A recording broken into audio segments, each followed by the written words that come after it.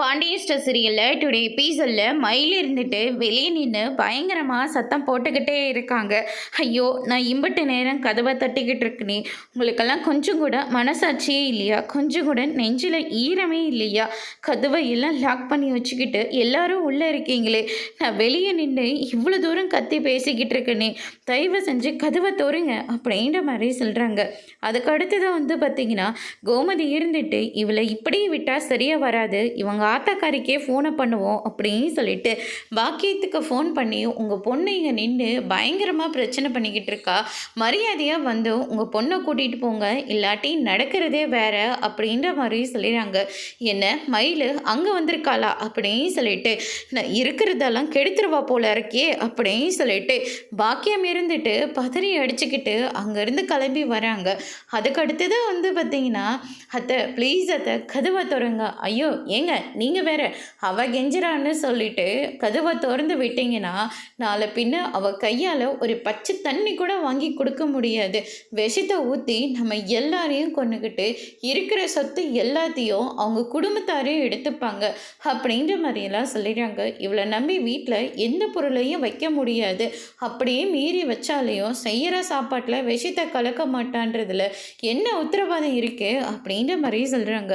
ஐயோ அத்தை, என்ன அத்தை இப்படி பேர் இவ்வளோ பழியெல்லாம் தூக்கி என் மேலே போட்டுட்ருக்கீங்க, நான் என்ன அப்படி பண்ணுறவள, என்ன வாழ்க்கையை காப்பாற்றிக்க நான் போய் சொன்னேன், இல்லைன்னு நான் சொல்ல வரல, அதுக்காக என் மேலே அபாண்டமாக இவ்வளோ பழியெல்லாம் தூக்கி போடாதீங்க அத்தை, மனசு கேட்கல, வலிக்குது அத்தை அப்படின்ற மாதிரி சொல்லிடுறாங்க.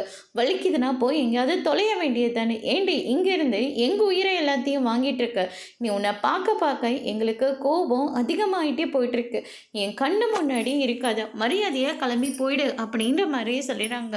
பார்த்தீங்கள இவங்களாம் எப்படியெல்லாம் பேசுகிறாங்க, வாழ வந்த மருமகளை இப்படி அபாண்டமாக பழி போடுறாங்களே, இங்கே இருக்கிற யாருமே கேட்க மாட்டீங்களா அப்படின்ற மாதிரி சொல்லிடுறாங்க.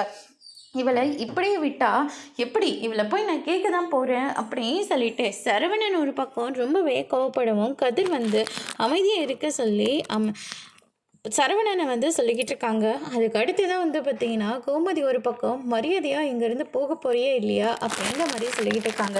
அதுக்கு அடுத்து தான் நம்ம பாக்கியமோ அவங்களுடைய ஹஸ்பண்டை வந்துடுறாங்க. மயில் என்னாச்சுமா அப்படின்ற மாதிரி சொல்கிறாங்க. ஐயோ அம்மா, என்னை வீட்டுக்குள்ளேயே விட மாட்டேன்றாங்கம்மா, கழுத்தை பிடிச்சி வெளியே தள்ளிக்கிட்டு இருக்காங்க, இது என்னுடைய வீடுமா, நான் எப்படிம்மா இங்கே போகாமல் வேற எங்கம்மா போக முடியும், நீங்களாவது கொஞ்சம் சொல்லி புரிய வைங்கம்மா அப்படின்ற மாதிரி நம்ம மயில் சொல்லிக்கிட்டு இருக்காங்க. என் பொண்ணு இந்த கத்திக்கிட்டு இருக்காரு, மனசாட்சி இல்லாமல் வீட்டை சாத்திக்கிட்டு உள்ளே உட்காந்துக்கிட்டு இருக்கீங்களே, கொஞ்சம் கூட உங்களுக்கெல்லாம் மனசாட்சியே இல்லையோ, நீங்களும் 2 பொண்ணுங்களை பெற்றவங்க தானே, உங்கள் பொண்ணு இப்படி நின்று வெளியே நின்று கத்திக்கிட்டு இருந்தா உங்கள் மனசு அதை ஏற்றுக்குமா, பதறி அடிச்சுட்டு போக மாட்டீங்களா, நீங்களாம் மனுஷங்க தானே, இந்த குடும்பத்தவ எல்லாரும் நல்ல குடும்பம்னு சொன்னாங்க, இவ்வளோ கேவலமான குடும்பத்தை இதுவரையும் நாங்கள் பார்த்ததே கிடையாது, இம்பிட்டு மோசமானவங்களா நீங்கள் அப்படின்னு சொல்லிட்டு பாக்கியம் இருந்துட்டு வாயில் வர எல்லா வார்த்தையும் பேசி முடிச்சிடுறாங்க.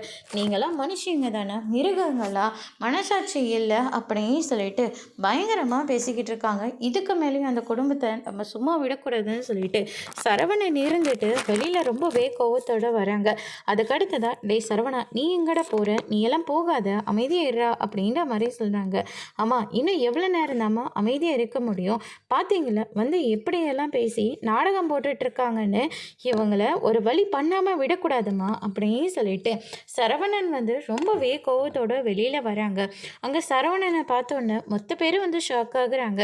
வாங்க வாங்க மாப்பிள்ளை, பெரிய மாப்பிள்ளை, உன்னை நம்பி தானேயா என் பொண்ணை நாங்கள் கல்யாணம் பண்ணி கொடுத்தோம், ஆனால் இப்போ என் பொண்ணு கண்ணீரோட நிற்கிது, அந்த கண்ணீருக்கு உன்னால் பதில் சொல்ல முடிஞ்சுதா, ஏதோ போய் சொல்லி கல்யாணம் பண்ணிக்கிட்டா அவ்வளோதானே, மற்றபடி வேறு ஒன்றும் இல்லைல்ல, போலீஸ் ஸ்டேஷனுக்கு போகலாம் அப்படின்ற மாதிரி உங்களை யாரையும் நான் சும்மாவே விட மாட்டேன், உங்களால் முடிஞ்சதை நீங்கள் போய் பண்ணிக்கோங்க, இம்பிட்டு போய் சொல்லி என்ன நீங்கள் எல்லாரும் கெட்டவங்களாக நீங்கள் இல்லை அப்படின்ற மாதிரி சொல்லிடுறாங்க.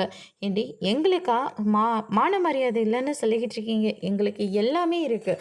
உங்கள மாதிரி திருடி ஒன்றும் பொழைக்கல, பொய் சொல்லி ஒன்றும் பொழைக்கல. நாங்கள் நேர்மையாக வாழ்ந்துட்டுருக்கோம் அப்படின்ற மாதிரி சொல்லிடுறாங்க.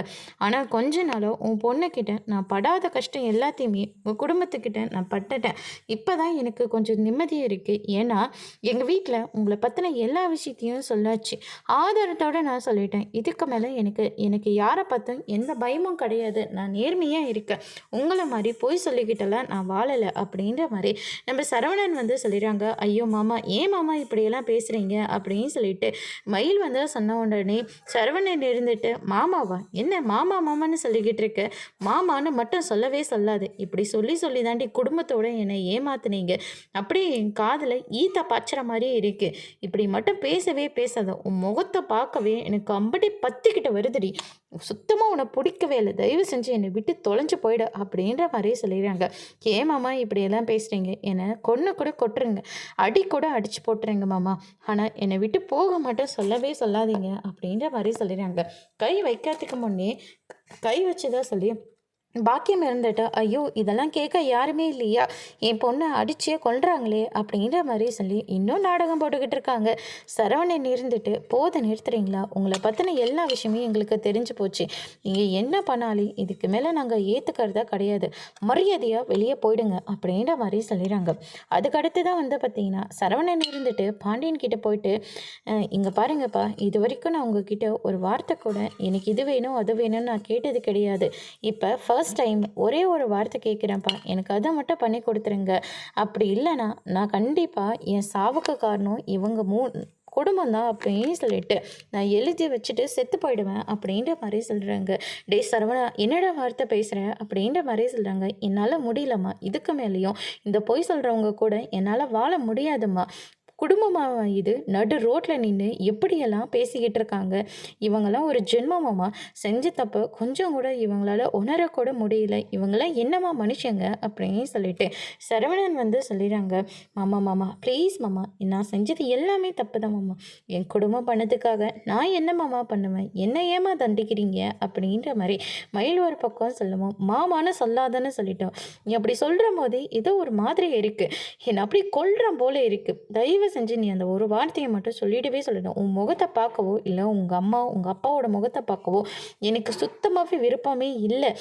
திரும்ப திரும்ப இந்த முகரை கட்டைங்களோட முழிக்கவும் எனக்கு விருப்பம் இல்லை. மரியாதையாக வெளியே போயிடுங்க அப்படின்ற மாதிரி சொல்லிட்டு இருக்காங்க. அப்பா, நான் உங்ககிட்ட இப்போ ஒரு வார்த்தை கேட்கணும். எனக்கு இவ கூட வாழ சுத்தமாக விருப்பம் இல்லை. எனக்கு இவகிட்டே இருந்து டிவோர்ஸ் வாங்கி கொடுத்துருங்க அப்படின்ற மாதிரி சொல்லிடுறாங்க. டிவோர்ஸா? நாங்கள் எதுக்காக டிவோர்ஸ் எல்லாம் கொடுக்கணும்? அதெல்லாம் கொடுக்க முடியாது. அப்படியே டிவோர்ஸ் கேட்டாலையும் கோர்ட்டுக்கு வந்து இவன் ஜீவனம்சமாக எல்லா சொத்தையும் எழுதி வாங்குவோம் அப்படின்ற மாதிரி சொல்லிடுறாங்க. இப்போ வந்தீங்களா பாயிண்ட்டுக்கு? உங்களுக்கு தேவை சொத்து. அதுக்காக தான் உங்கள் பொண்ணை திட்டம் போட்டு எங்கள் வீட்டை மருமகளாக கூட்டிகிட்டு வர ஏற்பாடு பண்ணியிருக்கீங்க. இப்போ கூண்டோட எங்கள் எல்லாத்தையும் அழிச்சிட்டு சொத்தை எல்லாத்தையும் அபகரிக்க பார்க்குறீங்க. குடும்பமாக இது? சை, இப்படி ஒரு கேவலமான குடும்பத்தை நாங்கள் இதுவரையும் பார்த்ததே இல்லை அப்படின்ற மாதிரி சொல்லிடுறாங்க. பாக்கியம் இருந்துட்டு, நீ நிறுத்தமா, நீ முதல்ல பேசாத.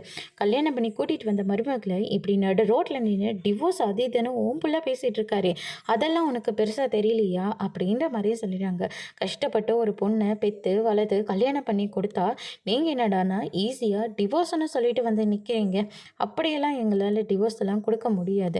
நாங்கள் எங்கள் சொத்தை வித்தாவது நான் டிவோர்ஸ் கொடுக்க மாட்டேன் அப்படின்ற மாதிரி சொல்லிடுறாங்க. அங்கே ஒன்று சொத்துன்னு ஒன்று இருந்தால் தானே, சொத்துக்கே வழி இல்லாமல் தான் உன் புருஷன் எங்கள் கடையில் வந்து வேலை பார்த்துட்டு இருந்தார். இப்போ நீங்கள் சொத்தை வேறு விற்று டிவோர்ஸை கொடுக்க முடியாத அளவுக்கு பண்ணுவீங்களா?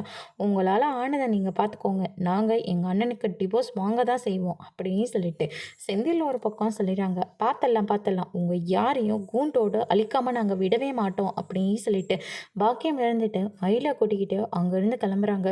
ஐயோ சாமி, இந்த மாதிரி ஒரு கேவலமான குடும்பத்தை எங்கள் வாழ்க்கையில் நாங்கள் பார்த்ததே இல்லைன்னு சொல்லிட்டு இந்த பக்கம் ரொம்பவே வருத்தப்படுறாங்க. அதோடு இன்னைக்கான எபிசோட் முடிச்சிருக்காங்க.